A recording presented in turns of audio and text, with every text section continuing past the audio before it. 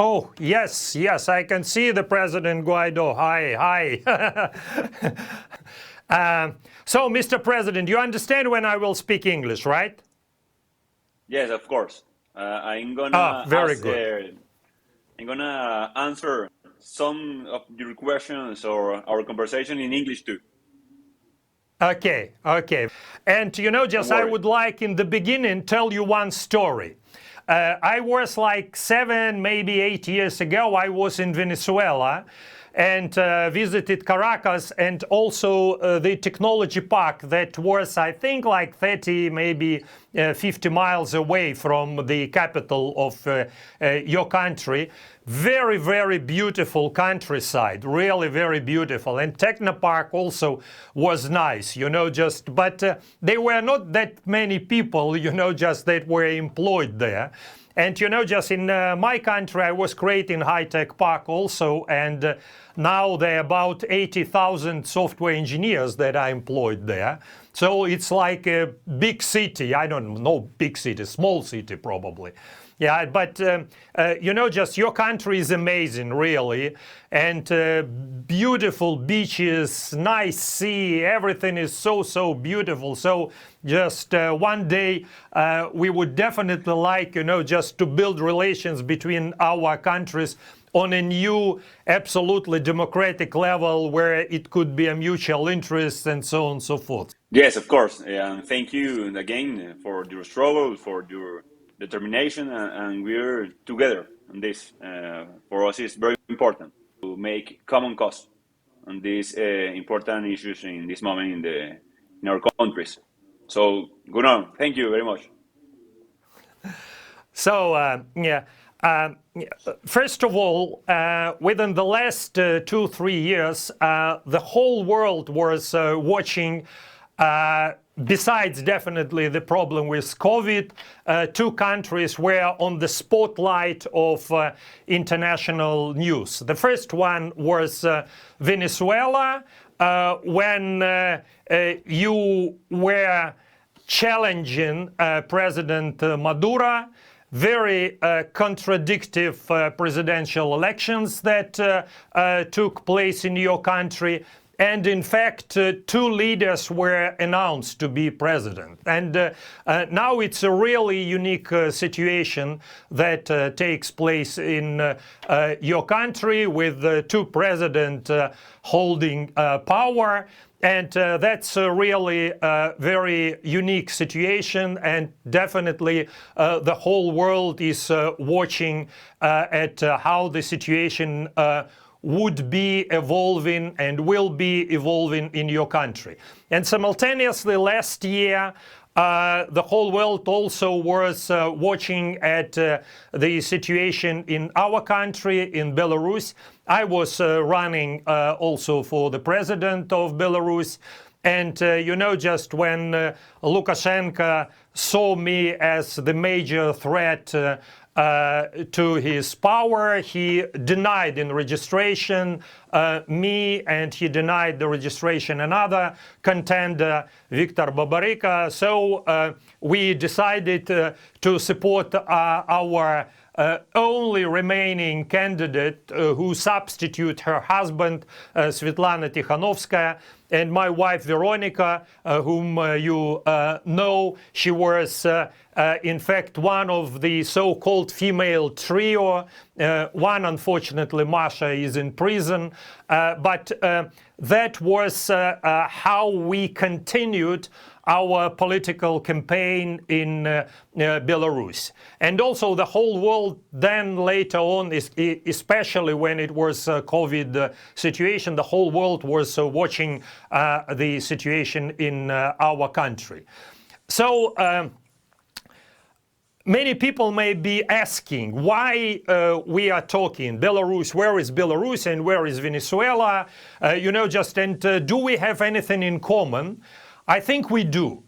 Frankly speaking, I think that Belarus and Venezuela are the closest countries now in terms of political regime. Because what we see in Belarus, we see that the current regime is a very criminal regime. the regime that takes money from different criminal business schemes. For instance, everything that comes to this regime is not going via budget. You know, just the main money that Lukashenko makes, they come from different schemes under carpet. For instance, you know, just he sells Russian oil, he buys it for a lower price and then sells it for higher price to Ukraine. Then he takes cheese, flowers from Western European countries and sells them to Russia, the product that under sanctions.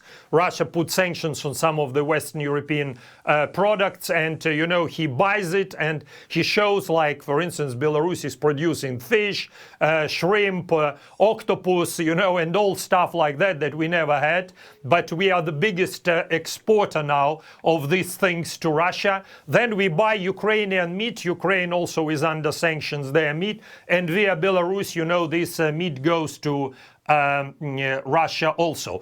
So, you know, the regime exists, you know, just on some criminal schemes, also tobacco, also now illegal immigration. You probably heard about it.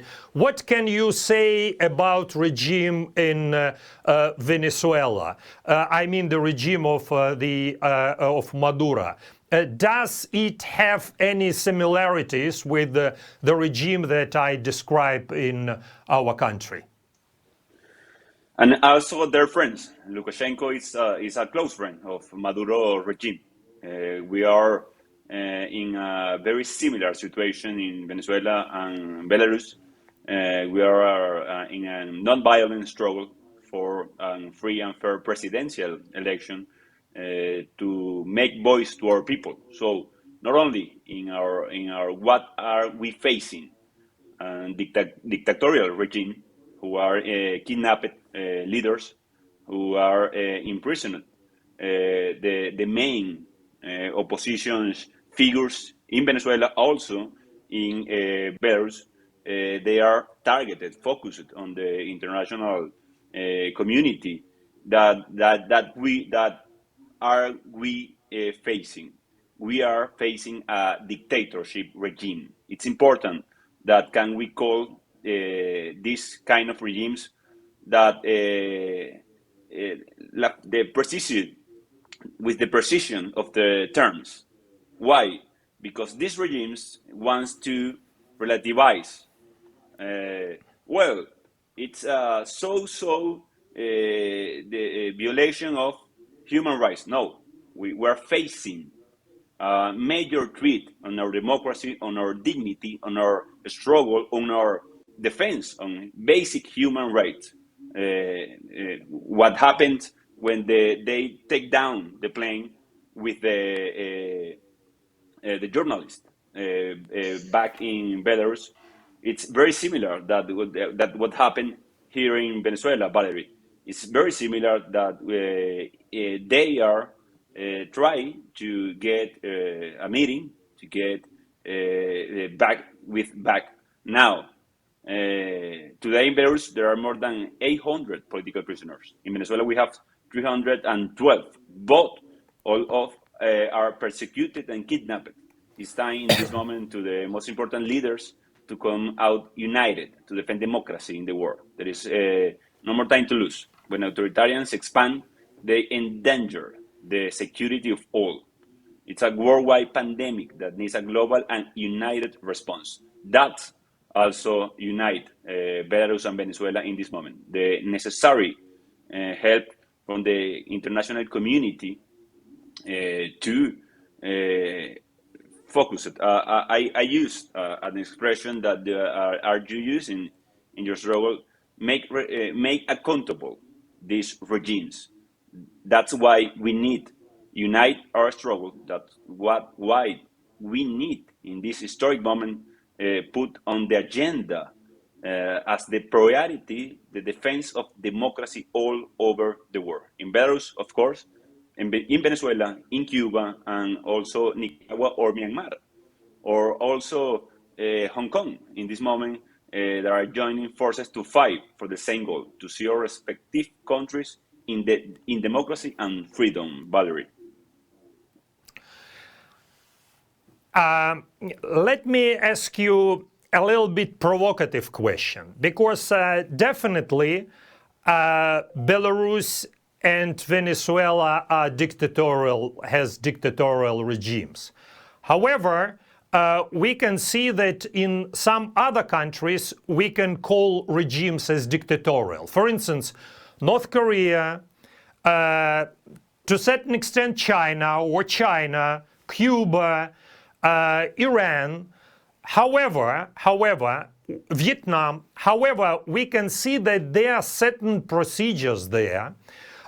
They do not make their money out of the criminal sources of incomes.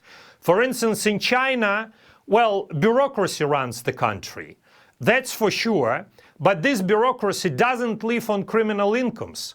This bureaucracy, the regimes are not democratic, definitely, but we can see that there is a party, that the decisions are taken on a collective basis. There is an ideology, and some other things, but what is most important is that they live on the budget. In Belarus, the regime does not live on a budget. Just the major source of income to support this regime, to support Lukashenko and personally his family, comes from smuggling. And this is basically a very big difference from other dictatorial regimes that are at least understandable. They are not democratic, but they are understandable, and they're not criminal, if we can call that the source of income is criminal. So do you see any signs of criminality from the side of Maduro? Because we understand that they don't have any ideology. There is probably not really a political party, it's a kind of a military group there. I mean, a political party in understanding, in Western understanding. However, what is the major source of the income that gives an opportunity for this regime to survive? Even when they face, just the sanctions from the side of the United States and many other democratic countries of the world. Well, Valerie, indeed, Maduro have an U.S. indictment for criminal drug charges right in this moment in Venezuela, and $15 million for arrest. That's the size of the criminality of Maduro regime. He is in this moment has an indict for that, and also he has in the spotlight of the criminal ICC, the International Criminal Court, in this moment. Also, illegal gold mining in the south of Venezuela that we call Minor Arc. It's an territorial extent of maybe Panama in the size that we call blood gold. Why? Because of the money laundering in the region, all the drugs laundry, also with the criminal organization ELN, and also the FARC dissidents that are terrorist groups in Colombia and also Venezuela. It's a very a big difference, but they look for the same goal. To invisibilize the struggle, the legitimate rights of the people, and we need to unite our front also in that way, to denounce, to call them that they who are dictators in this moment, and that's make a big difference. I insist, the main objective of the regimes is to relativize our rights, to relativize our effort to make a democratic and freedom country and easy and very simple idea: free and fair presidential election to make accountable that violation of human rights in this moment, and that we need a unite front. We need a strong inside front in our countries, and also an important help to for the international community in this moment.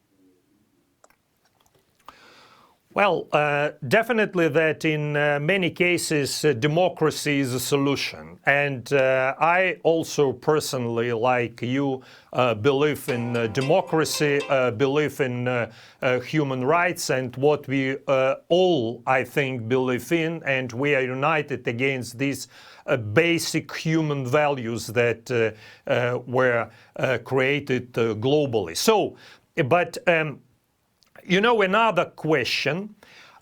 In 2007, I believe, it was a referendum in Venezuela, where at that time Hugo Chavez tried to get some or extra presidential authorities.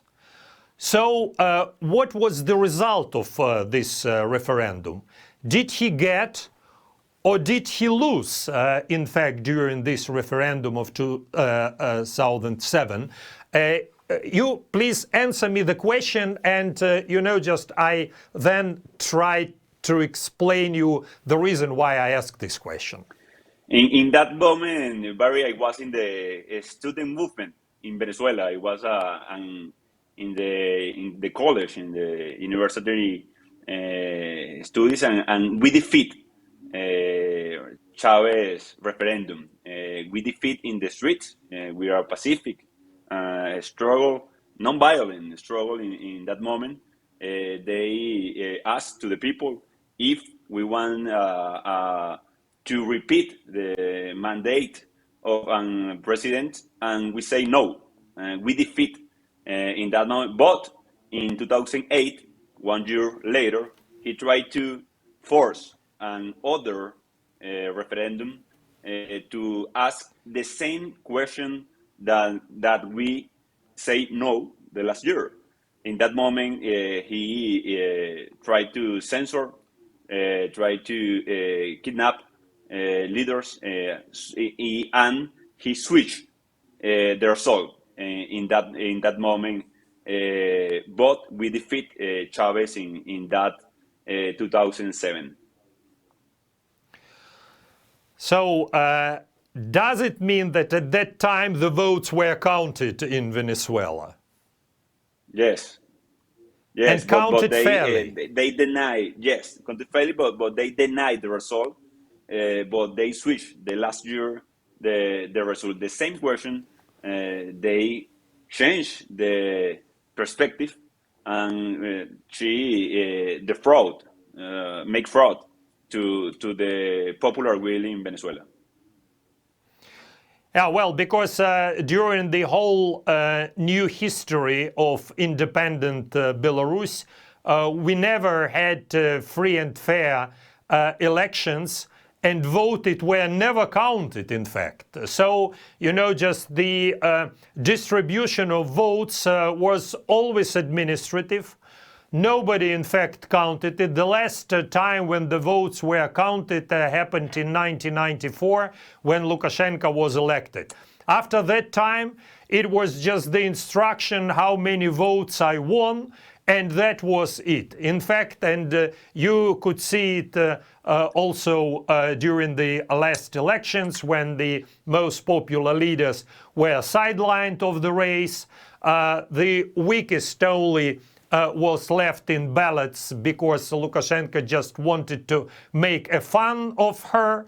And, you know, and finally he didn't expect that people would vote for anybody, but not for him, but he was not going to count any votes. So this is basically, I would like to stress, a kind of a difference that exists in Venezuela in and in Belarus. So you were an active member of a student movement, and you were definitely one of those who opposed the referendum organized by Chavez, and you won. And congratulations. And the good news is, where you are located now? Are you in Caracas? Are you in Venezuela? Or you are somewhere overseas? I'm in Caracas in this moment, in the capital of our country. Organize or try to organize our people. The internet movement is also, as you know, very important to the struggle, to our cause. In every country that are we facing dictatorship regimes, it's very important to make some safe spaces to the people participate. It's not easy because we're facing dictatorships. It's not easy because we're facing brutal repression against our people. But one of our goals is make some spaces, some important places to the people try to manifestate her will, like recent in Cuba, by example. In Cuba, like the 11 July, after 60 years, the people went to the streets to make a pacific struggle to democracy. This is very important. We're fighting because we want to get back our democracy, our liberty to our country, to our people. And by the way, this is important. We are not only need water, we not only need food that we need in Venezuela. We are facing an incredible humanitarian crisis in Venezuela. 6 million of refugees in Latin America only compared to Syria in this moment. So we need, yes, of course, water, medical supplies, but we are struggle. Our goal is to recover our democracy. The only thing that we can allow the people live with dignity in this moment.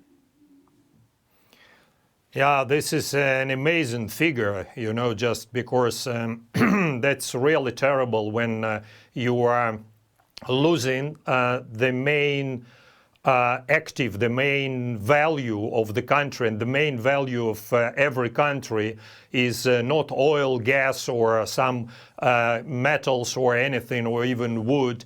The most biggest value for any country is people. And if you are losing your people, that's definitely a terrible thing to hear.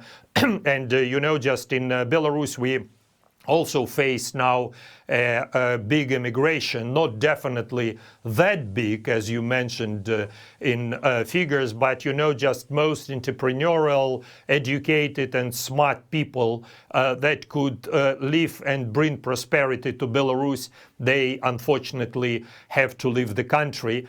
And the regime doesn't leave any ground, any soil, just for opposition to be on the ground. And, I just wanted to ask you one thing, and you will understand why did I do that.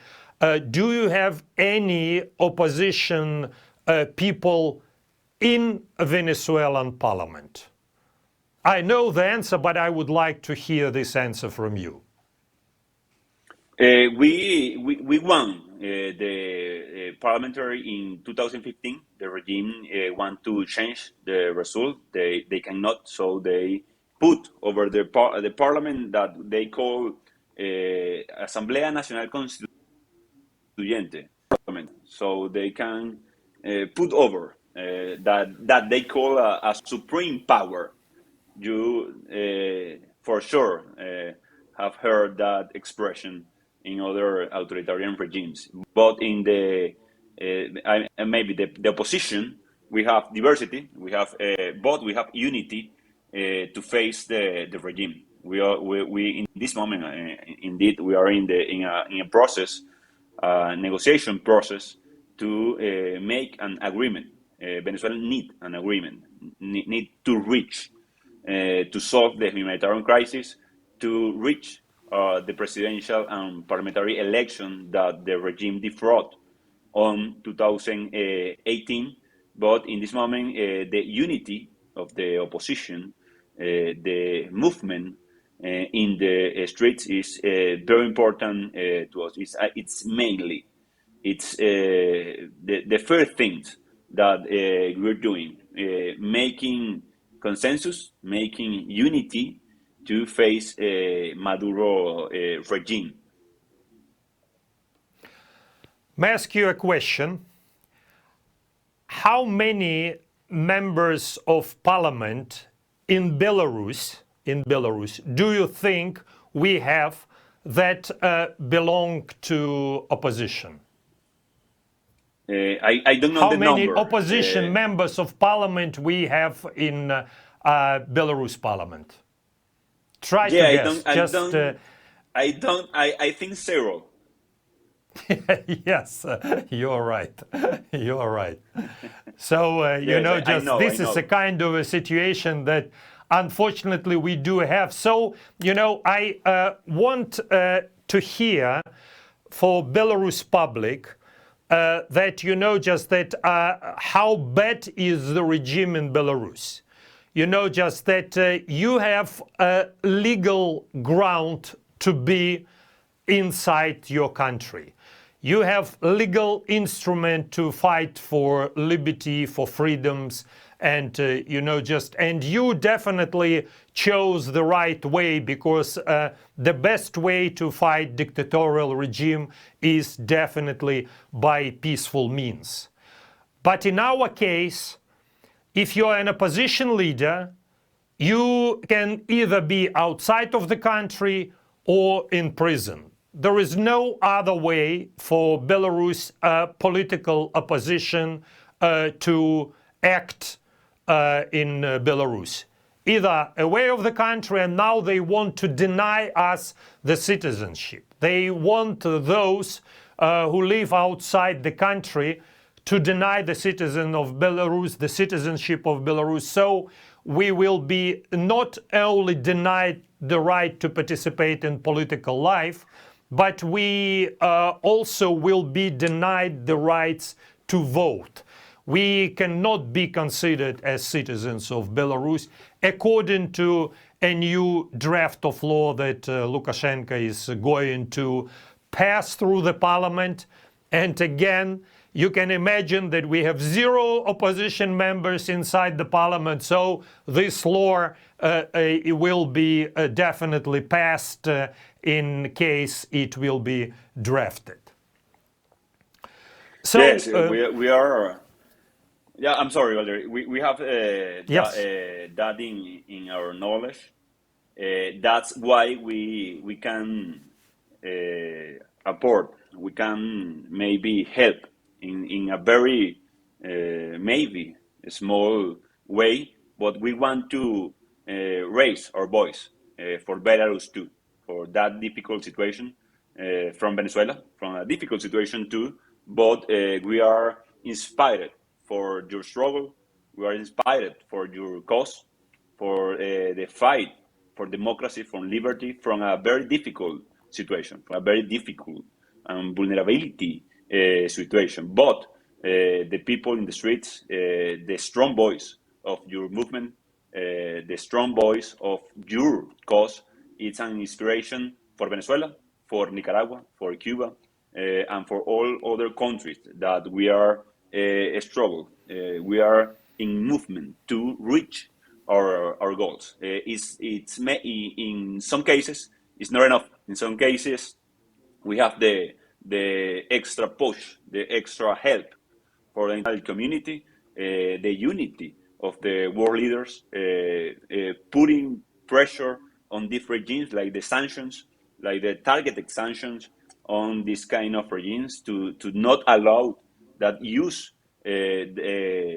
dark money for finance the repression, for finance the censorship.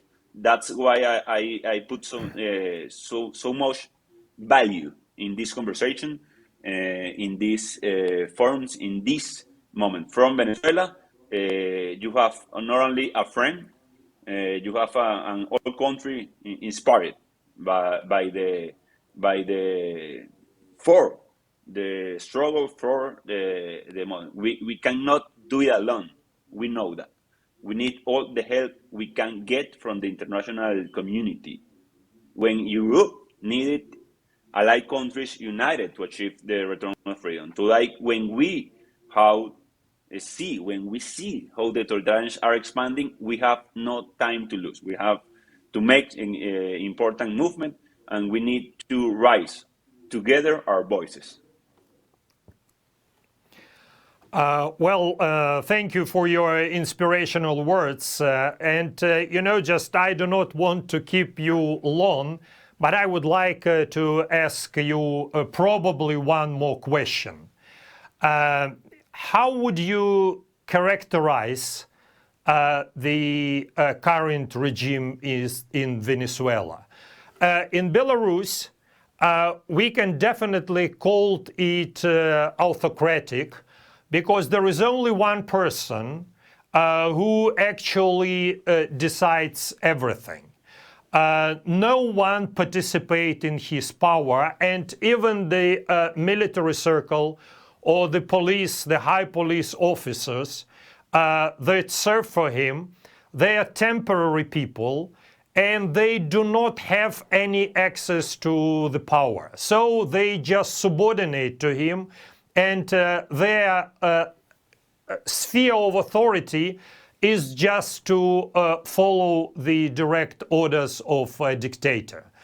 And it can prove the fact that just for instance, within the 27 years of Lukashenko being in power, he dismissed about 10 ministers of defense. He sacked about 10 ministers of interior. He changed 9 governments, including the prime ministers. He changes from time to time the whole political elite, and he just throw them away, without giving them any honorable discharge sometimes. Going, if not killed, like in case of Zakharenko, then just throw them to the street. So, just the interesting thing would be for us to understand the nature of the regime that you have is in Venezuela. Can Maduro do the same? Does he act the same way as Lukashenko, or there is a group of people, military people, that considers themselves as a part of this, let we call it junta. I don't know if I can call it junta, just I do not feel the political reality in your country. But I think that you understand my question, you understand the difference Yes. that I'm trying to depict. And I would like you probably to describe the nature of this regime and how decisions are taken in non-democratic regime, definitely, of Maduro, but how the decisions are taken, and whether he is able just to throw away all his generals if he would, one day, let's say, would wake up in a bad mood and he decided just to dismiss everybody, or he cannot do that, and he is a kind of a dependent also on them. Not only they dependent on him, but he also is he also depend on them? Well, like the majority of these kind of regimes, they support on the military forces, mainly. In the case of Maduro, also in all the black structure, the para structure on the state, the blood gold, the drug dealing that's in making process in Venezuela in this moment, and that Maduro has an indictment. But 2 weeks ago, died a general in prison that was considered a political prisoner, the General Raúl Isadias Baduel, that in 2002 and 2007 He was defense minister from Chavez, for Chavez, indeed. They become skeptical, they become a critical of Maduro and also Chavez, and he was kidnapped and he was put on prison. 2 weeks ago, he died in a very weird situation. We think they were killed in prison with the excuse of COVID-19.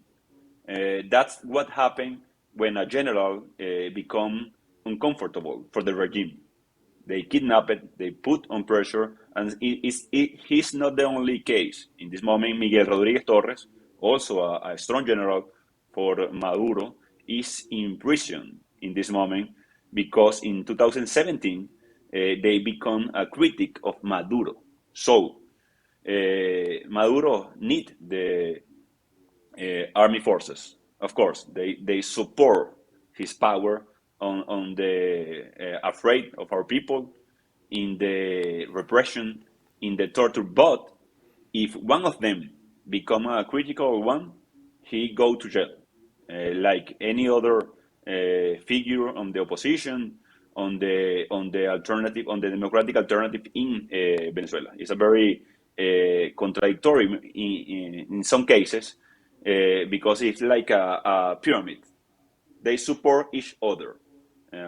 Is the mainly that's why the nonviolent protest, the nonviolent struggle. That's why the democratic needed the democratic achievement is very important. That's why the international community is important. That's why the ICC, the International Criminal Court, are watching Maduro in this moment.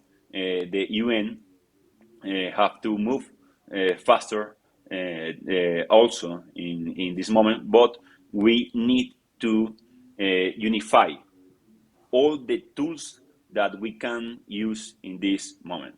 In the internal front, in the international front, make accountability, raise our voices, unify our voices, the language. Indeed, call it dictator.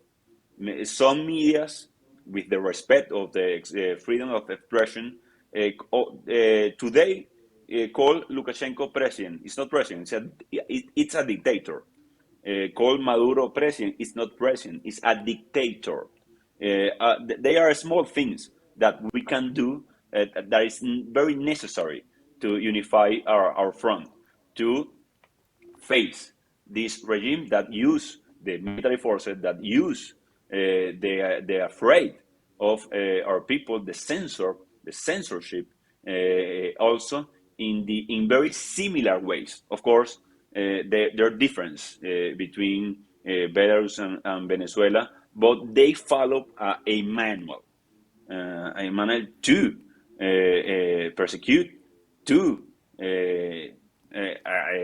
invisibilize the struggle in this moment, Valerie. So again, we are very inspired for your struggle.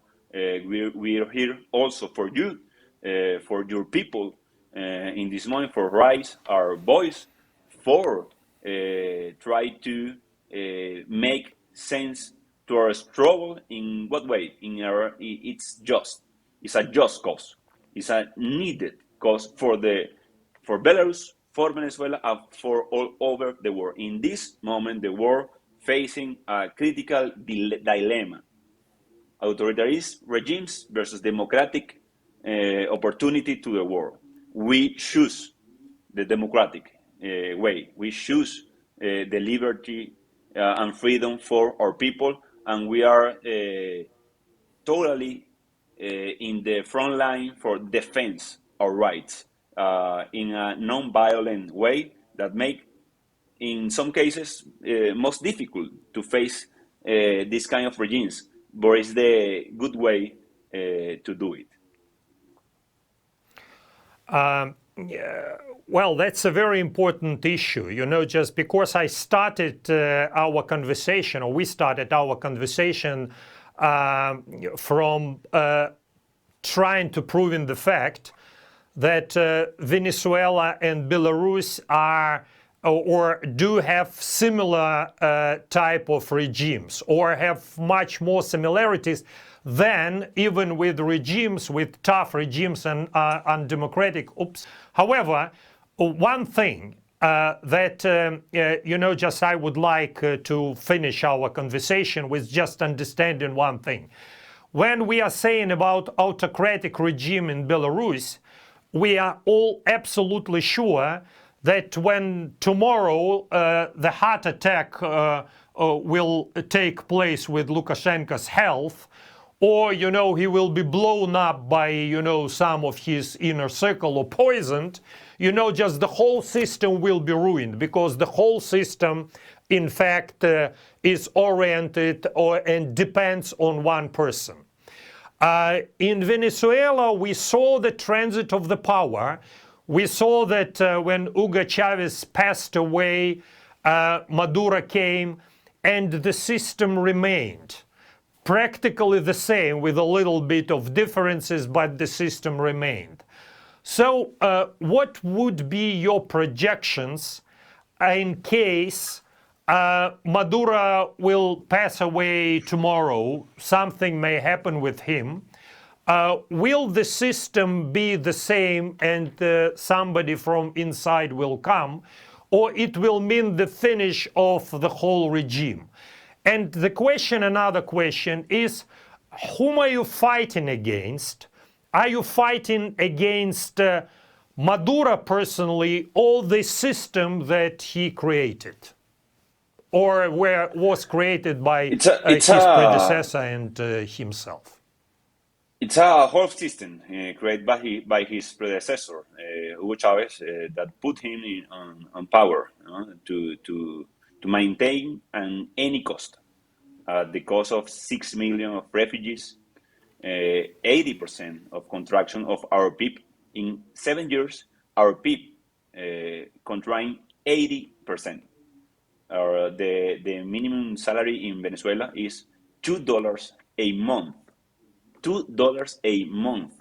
We have not gasoline in this moment in Venezuela, with the major oil reserve or maybe proof reserve in the world. It's a real tragedy that Maduro became and his system for Venezuela. It's a perverse system, Valerie, that they try to implant in Venezuela, that we're facing, that we resist in this moment. Is a copy of a Cuban regime, maybe, to sustain the power at any cost. In this case, Maduro is the main chief, of course, of this process. But we think if we achieve presidential and fair and free and fair presidential election, we can convert that process in a solution for our tragedy, for our catastrophe in this moment. Also, we are talking about the judicial system in Venezuela. It took for Maduro also the national electoral system. Took all the powers, or took it by the regime. That's why the ICC, the International Criminal Court, are charged Maduro in this moment. That's why a fact-finding mission of human rights violation determined that in Venezuela they commit strong violations of human rights in this moment. But again. Well, thank you very much. Thank you for your inspirational words, and definitely we would like to see Belarus, Venezuela, and other countries to be free, democratic, to have a good market economy, the rule of law, and many other things that considered to be very natural in practically in many countries of the world. Yeah, we really admire your commitment to fight for democracy, starting from student ages, and you continue your fight to change the country. And I hope that our meeting is the first but not last, and we can continue to exchange views about the future of our country, about the future of democracy in the countries that cannot be considered democratic so far. But on our side, I'm absolutely convinced that on our side is the historical truth. In our side is, the history itself. And there is no other way but the world, more and more countries will become democratic. But, this cannot come by itself. We have to put our efforts, we have to put our commitments, we have to put our energy and much more in order to achieve this goal. But it's worth doing. That's what I'm absolutely convinced about. And if you have a couple of words just finally to say to Belarus public, we would really appreciate that. And thank you very much, Mr. President. No, thank you. Thank Veronica. Thank all the Belarus people that are struggle, that are empowered by the democratic ideas, by the freedom, a freedom future. We see how the authoritarians are expanding. We have no time to lose. We have to make actions. We are not only good ideas are enough. We have to put that ideas on the track. We have to put that ideas that you are doing on Belarus, that we are doing in Venezuela and all over the world. We are seeing strong people, courage people fighting against these authoritarian regimes. We want to help with our voice, with our unity, with our movement on forward. So the resistance, the resilience, it's very important too in this moment. So you can count on us to help this democratic movement to raise our voice. So Valery, Veronica, God bless you. God bless the people of Belarus. We are united in this noble cause, the achieve and democratic and freedom countries to our people, to give voice to our people. So God bless you. Thank you very much. Thank you very much, and see you, Alan.